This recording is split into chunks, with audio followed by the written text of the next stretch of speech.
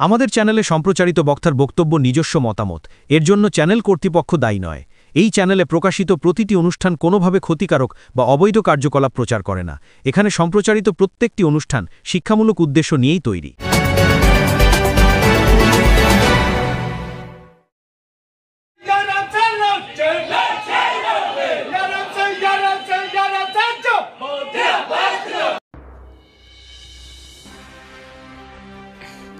ওপিএসের দাবিতে পান্ডুয়া রেল স্টেশনে eastern railway men's কংগ্রেসের বিক্ষোভ সভা।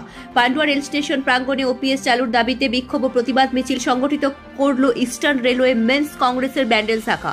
শুক্রবার বিকেলে কর্মসূচির অংশ হিসেবে রেল কর্মীদের বিভিন্ন ন্যায্য দাবি নিয়ে প্রথম স্টেশন চত্বর ঘিরে মিছিল হয়। এরপর প্ল্যাটফর্মে অনুষ্ঠিত হয় এক বিক্ষোভ সভা। সংগঠনের পক্ষ থেকে জানানো হয়েছে, রেল কর্মীদের জন্য অবিলম্বে পুরনো পেনশন প্রকল্প ওপিএস পুনরায় চালু করার দাবিতে আন্দোলন। তাদের অভিযোগ, বর্তমান এনপিএস ন্যাশনাল পেনশন সিস্টেম ও ইউপিএস রেল কর্মীদের ভবিষ্যৎকে অনিশ্চিত করতে তুলেছে। সেই কারণে দুই প্রকল্পের বিরোধিতা করা হয় সভা থেকে। এদিন বিক্ষোভ সভায় বক্তব্য রাখতে গিয়ে ইস্টার্ন রেলওয়ে মেন্স কংগ্রেসের ব্যান্ডেল ব্রাঞ্চের সেক্রেটারি অরিন্দম মিত্র জানান, রেল কর্মীদের স্বাস্থ্য রক্ষার জন্য ওপিএস পুনরায় চালু করা অত্যন্ত জরুরি। এনপিএস ও ইউপিএস কর্মীদের সুরক্ষা ও ভবিষ্যৎ নিশ্চয়তা দিতে ব্যর্থ, তাই অবিলম্বে পুরনো পেনশন ব্যবস্থা কার্যকর করতে হবে। সংগঠনের দাবি, যতদিন না ওপিএস চালু হচ্ছে ততদিন এই আন্দোলন চলবে। রেল কর্মীদের অধিকারের প্রশ্নে তারা আরো বৃহত্তর আন্দোলনে নামতেও প্রস্তুত বলে জানিয়েছেন নেতৃত্বরা। রেল স্টেশন এলাকায় অনুষ্ঠিত এই বিক্ষোভ সভা ও মিছিলে বহু রেল কর্মীর উপস্থিতি নজর কাড়ে। অমিত কুমার মণ্ডলের রিপোর্ট, আমার বাংলা নিউজ।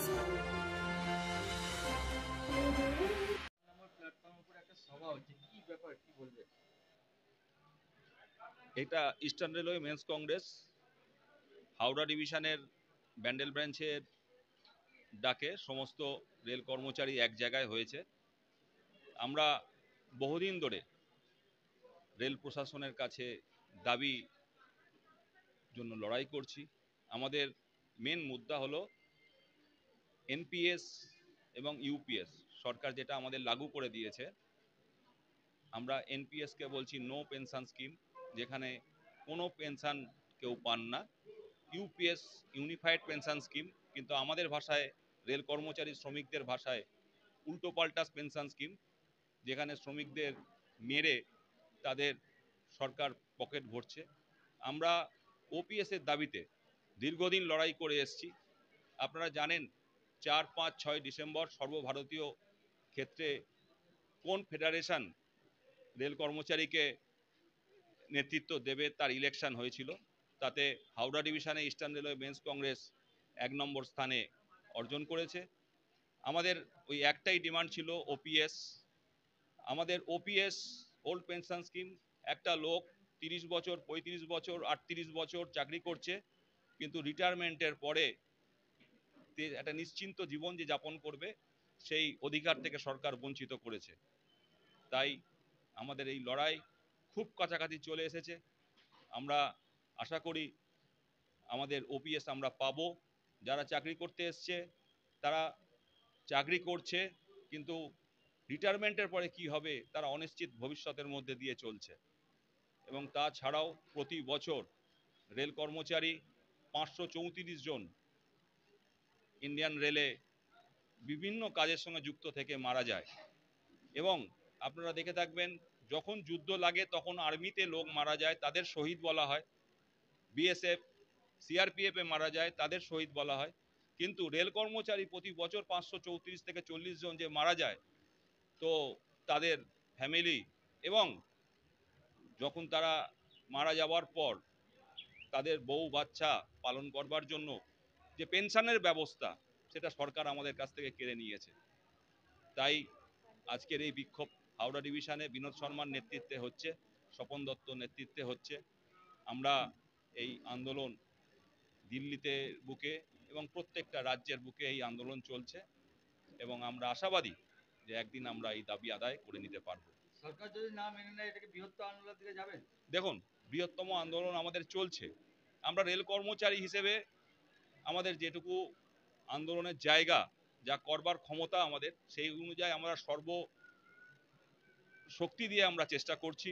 আমাদের বিভিন্ন ফোরাম আছে এই আন্দোলন করবার জন্য, বিভিন্ন জায়গা আছে, সেই ফোরামগুলোতে অলরেডি সেগুলো আন্দোলন চলছে। আমরা আশাবাদী আমরা অবশ্যই এই লড়াইয়ে জিতব। কি নাম, কি পোস্টে আছে? আমি অরিন্দম মিত্র, ব্রাঞ্চ সেক্রেটারি ব্যান্ডেল।